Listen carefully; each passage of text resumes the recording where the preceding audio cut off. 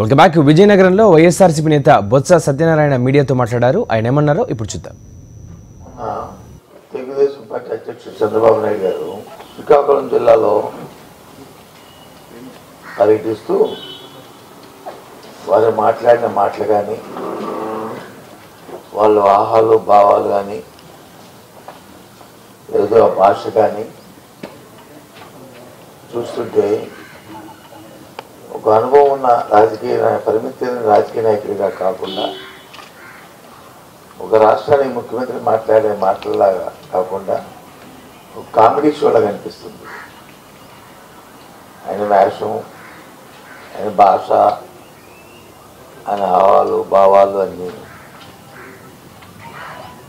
శుభ్రంగా సినిమాలో comedy show చూస్తుంటాం మనం. ఈ మైకులు కట్టుకొని చుట్టూ మెడ చుట్టూ ఊగిపోతూ ఆయన మాట్లాడుతున్న మాటలు.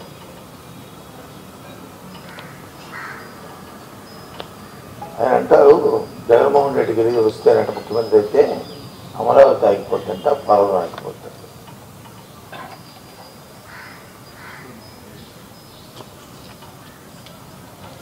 రాష్ట్రానికి వచ్చి 1,00,000 కోట్లు కేసీఆర్ కొట్టేశాడట.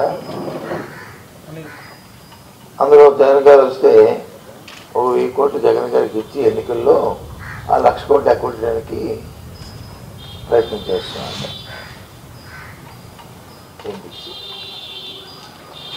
దాంతోపాటు దత్తపుత్రుడికి వచ్చి మోడీ గారు వచ్చి జగన్ గారు దత్తపుత్రుడట.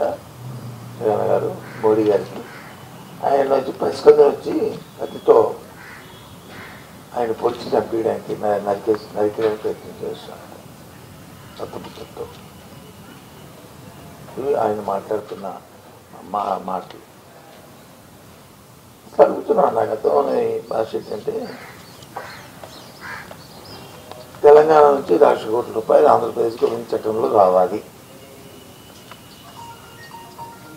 ఓకే, రావాలి. అవి ఏమనేది చూస్తారు.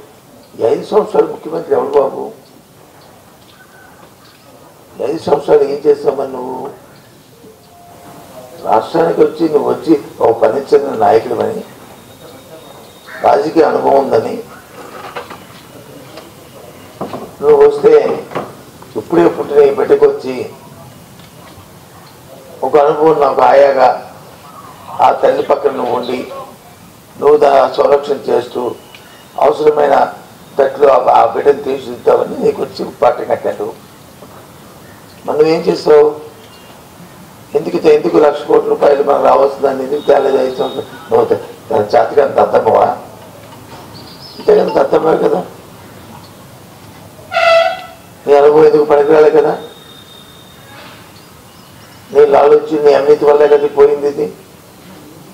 నీ ఓటు నోటు కేసులో నువ్వు అక్కడ వచ్చి నీ రాజకీయ లబ్ధి కోసం స్వార్థం కోసం నువ్వు చేసిన కార్యక్రమాలు కదా తాపముచ్చుకుని పరిగెట్టి వచ్చారు ఇక్కడికి. జగన్మోహన్ రెడ్డి ఎందుకు రేపు ముఖ్యమంత్రి అయిన తర్వాత నీలాగా 1,00,000 కోట్లు ఎందుకు వదులుకుంటాడు రావాల్సి ఉంటే? వాళ్ళు మేము ఒత్తిడి తీసుకొచ్చి అవసరమైన ముఖ్య పిండి విషయం తెచ్చుకుంటాం. చట్ట ప్రకారంగా రాజ్యాంగబద్ధంగా రావాల్సిందాన్ని తీసుకొచ్చుకుంటాం. దేనికొస్తే ఇదేమి జాయింట్ వెంచర్, ఇదేమి వ్యాపారాలా, భాగస్వామ్య వ్యాపారాలండి? ఏం మాట్లాడుతున్నావు? నాకు అర్థం చంద్రబాబు నాయుడు కదా మీరు. మరి దత్తపుత్రుడు పసికందం వచ్చి అన్నారు. ఎవరు చేశారు? నువ్వు భారతీయ జనతా పార్టీ ఇద్దరు కూడా లాలుచిపడి 4.5 సంవత్సరాలు వచ్చి ఈ రాష్ట్రంలో వచ్చి మిత్రపక్షంగా ఉంటూ కేంద్రంలో నీ మంత్రి, రాష్ట్రంలో భారతీయ జనతా పార్టీ మంత్రులు రాత్రులు పగలు చట్టాపట్టాలు వేసుకొని తిరిగి రాష్ట్రాన్ని అన్యాయం చేసి మోసం చేసి నీ స్వార్థం కోసం వచ్చి తాకట్టు పెట్టి ప్రత్యేక హోదాను తాకట్టు పెట్టి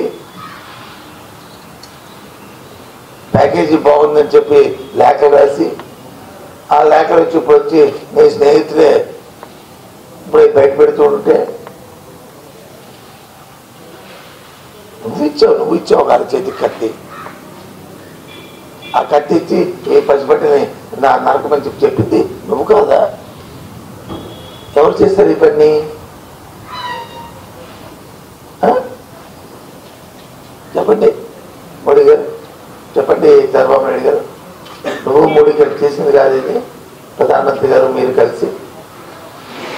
ఈ రాష్ట్రాన్ని ఫస్ట్ పెట్టించింది మీరు కాదా? ఇంకో 20 సంవత్సరాలు వెనక్కి పెట్టింది మీరు కాదా? పైకొచ్చి తగుదమ్మా అంటూ పెద్ద పెద్ద మాటలు, పెద్ద పెద్దవి ఏం మాట్లాడుతున్నారు? నేను రోజున మీరు అక్కడ మాట్లాడుతున్న మాటలు చూస్తుంటే ఇంకా ప్రజలు నమ్ముతున్నారు అనుకున్నారా? మీ మాటలు ఇంకా హర్షిస్తాం అనుకుంటారు ప్రజలు. పౌరుషం రోషం గురించి మాట్లాడుతున్నారు. నీకు పౌరుషం ఉందా? జగన్మోహన్ రెడ్డికి పౌరుషం ఉందా? నీకు రోషం ఉందా? మీకు రోషం ఉందా? జగన్మోహన్ రెడ్డి రోషం ఉందా? మీకు పౌరుషం రోషం లేదు కాబట్టి ఎమ్మెల్యేగా మీ మామగారు పార్టీ పెట్టిన తర్వాత వచ్చి ఎమ్మెల్యేగా ఉండి ఎమ్మెల్యేగా ఓడిపోయి కాళ్ళకు దండం పెట్టి దాంట్లోకి వెళ్ళావు.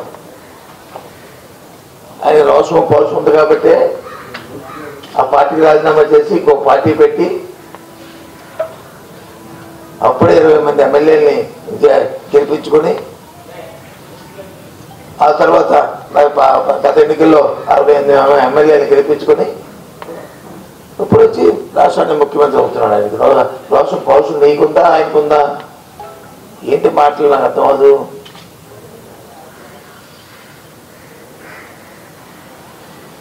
పెద్ద పెద్దగా ప్రజల్ని రోషం లేదా పౌరుషం లేదా మీద రక్తం లేదా రక్తం మలుపుపోతుందా?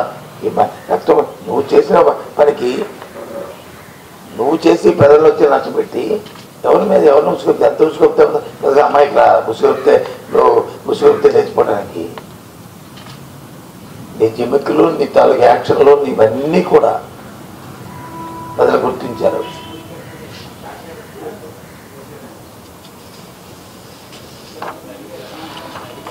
కాబట్టి ఆ తలసామాళ్ళు అని చెప్తాడు. ఈయనకు కొడుతున్నాడు. ఆయన ఐటీ మంత్రి రాష్ట్రంలో. ఆయన వచ్చి అంటాడు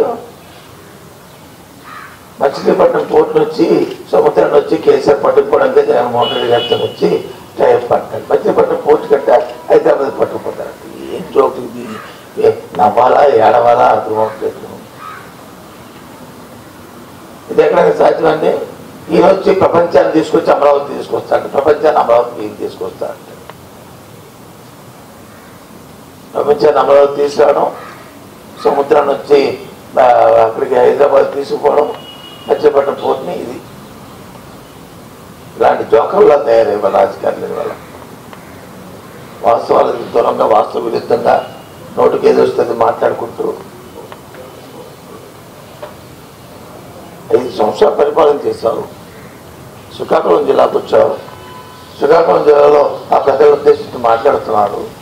అటు శ్రీకాకుళంలో కానీ, రాజాంలో కానీ, ఇచ్చాపురంలో కానీ లేదా ఎక్కడ మాట్లాడుతున్నప్పుడు ఓన్లీ నీ జిల్లాకి ఇది చేశానని చెప్పని అని చెప్పు. ఆ పొలంలో కాంట్రాక్టర్ తీసుకొచ్చి ఆ సీఎం రమేష్కి ఇచ్చానని చెప్పి తప్పే ఉంది చెప్పు.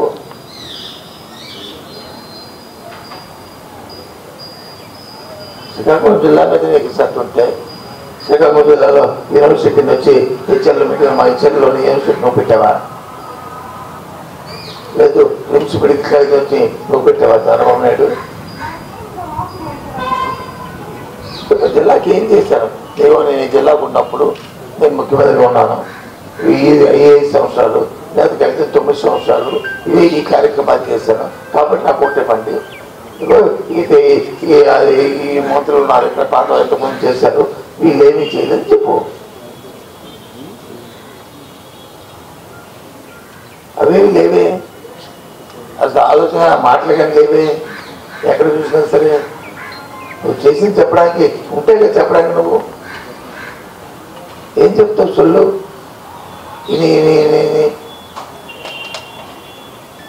ప్రజలు వచ్చి ఊరికి రెచ్చగొట్టడానికి ట్రై చేసి దాన్ని ట్రాన్స్పోర్ట్ తమ్ముళ్ళని ఇంతకుముందు ఒకసారి చూసేవాళ్ళం మనం. అంతకుముందు 2000 ఒప్పట్లేదు ఎందుకో. కానీ మరి మా పాత స్నేహితులతో స్నేహాలు పెరిగిన తర్వాత ఇప్పుడు చేతిలో 5,000 ఒప్పుతున్నారు. ఇప్పుడు 2,000 మనిషి. ఇవన్నీ వాస్తవాలు. నేనేమీ ఎగతా చేయట్లేదు. వ్యక్తిగతంగా విమర్శించారు. చూడండి ఆయన చెప్తున్న క్లిప్పింగ్. సినిమా యాంకర్ లాగా వచ్చి సినిమాల్లోనూ యాంకరింగ్ చేస్తారు. యాంకరింగ్ లాగా ఆ పోజు అవి ఆ మాటలు అవి చూస్తుంది ఎంత అసహ్యంగా. రాజకీయాలు అంటే ఇంకే పలసైపోయి రాజకీయ నాయకులు అంటే దగ్గరగా ఉండడానికి కారణం ఇలాంటి వేషాలే. ముందతనం లేకపోవడం. ఎవరంటే చెప్తాడు ఆయన మాట్లాడితే. హైదరాబాద్ ఢిల్లీకి వచ్చి నేను 29 సార్లు వెళ్ళాను. 69 సార్లు 60 సార్లు పాలన వెళ్ళాను. 29 సార్లు ఢిల్లీకి వెళ్ళి ఏం ఓడపడిచావు? ఇప్పుడు ఒక్కరోజు సరే ప్రత్యేక హోదా గురించి అడిగావా? ఇంతకుముందు 5-6 సార్లు చెప్పాను, మళ్ళీ చెప్తున్నాను. చంద్రబాబు నాయుడు గారు కానీ 3వసారి ఢిల్లీ వెళ్ళిన దగ్గర నుంచి 29 సార్లలో 1-2 సార్లు నుంచి 3వసారి నుంచి ఢిల్లీ వెళ్ళిన సందర్భాల నుంచి మళ్ళీ ఆఖరి వరకు ప్రత్యేక హోదా గురించి అతను ఇచ్చిన రిప్రజెంటేషన్లో కనీసం ప్రత్యేక హోదా రాష్ట్రానికి ఇమ్మని అడిగిందని రాసి ఉంటే నేను దేనికైనా సరే ఓడిపోతాను, తలదించుకుంటాను. నువ్వు అసలు అడగలేదు.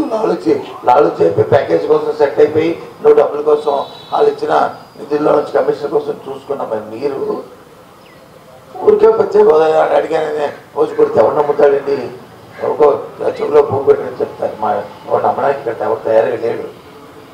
చూపెట్టు నువ్వు 3వసారి లేఖ నుంచి 29 లేఖ చూపెట్టు. అందులో ప్రత్యేక హోదా అనే పదం ఆ పేర చూపెట్టు. లేఖలు బహిర్గతం చేయి. ప్రధానమంత్రికి ఇచ్చింది. వాళ్ళు ఏదో పెద్ద చేసినట్టు మాటలు అందుకే చూస్తున్నాం టీవీలో. ఆ స్పందన ప్రజల్లో ఏ రకంగా వస్తుందా? ఎందుకంటే తెలిసిపోయింది దానికి. ఇక లాభం లేదని అయిపోయింది, మన పని అయిపోయింది. ప్రజలు లేదని అందుకు ఏదో ఒక జిమ్మిట్లతో ప్రజల్ని పంపించడానికి రోజుకు ఒక డ్రామా వేస్తూ మాట్లాడుతూ చేసింది చెప్పుకోవడానికి లేక ఎదుటివారి మీద వ్యక్తిగత విమర్శలు చేసుకుంటూ లేకపోతే ఇక్కడ ఎలాగ. ఎందుకంటే మొన్న కూడా చెప్పాను, మళ్ళీ చెప్తున్నాను.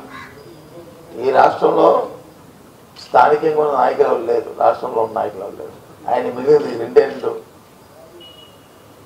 పక్షాలు. ఒకటి జాతి నాయకులు, వాళ్ళ స్వజాతికి సంబంధించిన ఆ సామాజిక వర్గం చెందిన జాతి నాయకులు. 2 జాతీయ నాయకులు. ఇంకెవరు అతని పక్కన లేడు. ఎవరు ఇప్పుడు అతను సమర్థించట్లేదు. ఎవరు అతన్ని అంగీకరించట్లేదు. అతని నాయకత్వాన్ని అంటే ప్రజలు అంగీకరించలేదు, నాయకులు అంగీకరించట్లేదు. ఈ 2 వర్గాలు ఆయన పక్కన. ఓకే, ఆయన జాతి నాయకులు, 2 జాతీయ నాయకులు. చెప్పండి, ఇంకెవరో చెప్పండి. నేను ఎప్పుడైతే చూసాను జాతీయ నాయకుల తాలూకా వచ్చి ఆయన ప్రసంగం దేనికి సంఘీభావం ఎప్పుడు వస్తారు? వాళ్ళు కలిసి పోటీ చేస్తూ వస్తారు. జాతీయ స్థాయిలో ఎన్నికలు జరుగుతున్నప్పుడు వాళ్ళు కలిసి పోటీ చేస్తూ వస్తారు. ఒక ఫ్రంట్గా ఆరపడితే వస్తారు. కానీ ఇప్పుడు అలా కాదే, ప్యాకేజీల కోసం వస్తారు. ఇదే ప్రకారం ఇది నాకు అర్థం అవట్లేదు. వాళ్ళందరినీ ముంచేస్తారు తీసుకెళ్ళి వచ్చిన వాళ్ళు. డిసైడ్ అయిపోయింది ప్రజలు. ఎందుకంటే ఈయనకు అనుభవం ఉందని చెప్పి, ఈయనకు ఒక సుచలం అనుభవం ఉంది. జగన్మోహన్ రెడ్డి గారు కొరవాడు అనుభవం వాడికి ఇస్తే బాగుంటుందని చెప్పి 48% 1% ఓటుతో ఆ పర్సెంట్ ఓటుతో వచ్చి అధికారం ఇచ్చారు. అనుభవాన్ని వచ్చి నువ్వు మిజరబుల్గా ఫెయిల్ అయిపోయావు. నువ్వు నీ పరిపాలన పూర్తిగా నువ్వు వైఫల్యం చెందావు. పరిపాలన ఎక్కడ లేదు, గాలి కుదిశారు. ఎక్కడ చూసినా సరే రౌడీజము, దోపిడీ, భూ కబ్జాలు ఇవే ఉన్నాయి. మళ్ళీ పైపు వచ్చి అంటాడైనా భూ కబ్జాలు, వైసీపీ వస్తే భూ కబ్జాలు ఎక్కడ జరిగిన భూ కబ్జాలు? నేను వైజాగ్లో జరిగింది. ఎన్ని భూ కబ్జాలు? ఎవరికి లైసెన్స్ నువ్వు ఇచ్చావు? ఎవరు ఇచ్చారు? ఎప్పుడైనా రాజశేఖర రెడ్డి పరిపాలన ఎప్పుడైనా అలాంటి సంఘటనలు జరిగాయా వైజాగ్లో? మరి ఇప్పుడు ఎందుకు జరిగాయి? ఉదూర్తు పని వస్తే ఆనందపురంలో ఎంఆర్ఓ ఆఫీసర్ రికార్డు తారుమారు అయిపోయి, అనకాపల్లిలో రికార్డులు తారుమారు అయిపోయి, ఉదూర్ తుఫాన్కి అనకాపల్లిలో రికార్డులో పోవడానికి లింక్ ఏంటండి? ఆలోచించండి. అంటే దాన్ని బట్టి మీరు భూ కబ్జాలకి, గోండాయిజానికి, రౌడీయిజానికి మీరు వచ్చి ఇచ్చారు.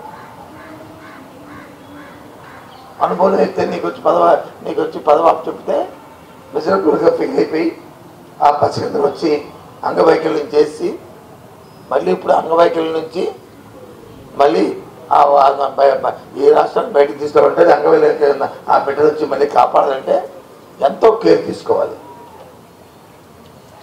ఎంతో day to day minute to minute activity జరగాలి.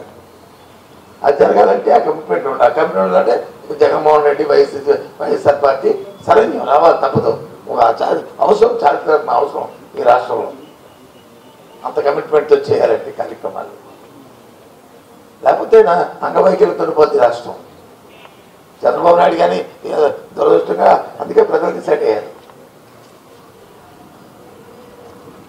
దాన్ని మళ్ళీ గాడిలో పెట్టాలంటే.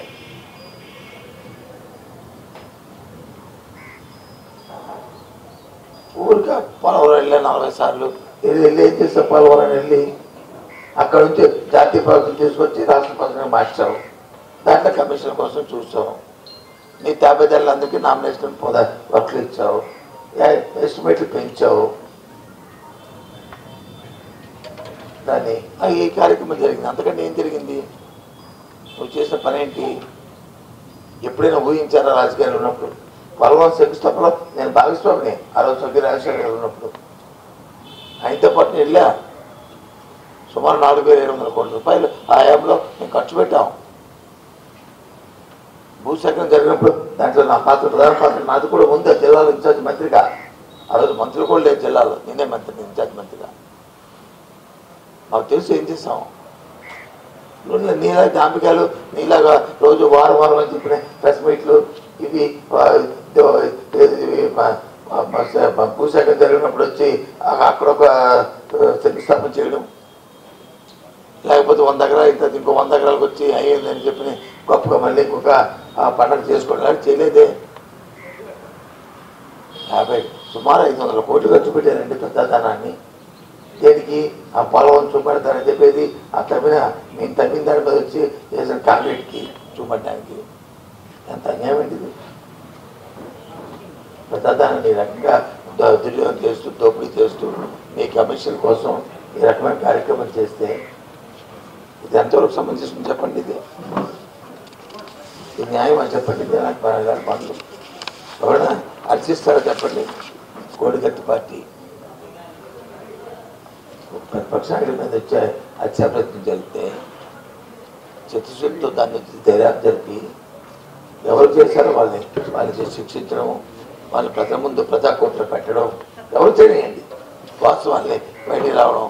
అది చేయడం పోయి తిరిగి ఎడతాల మాటలు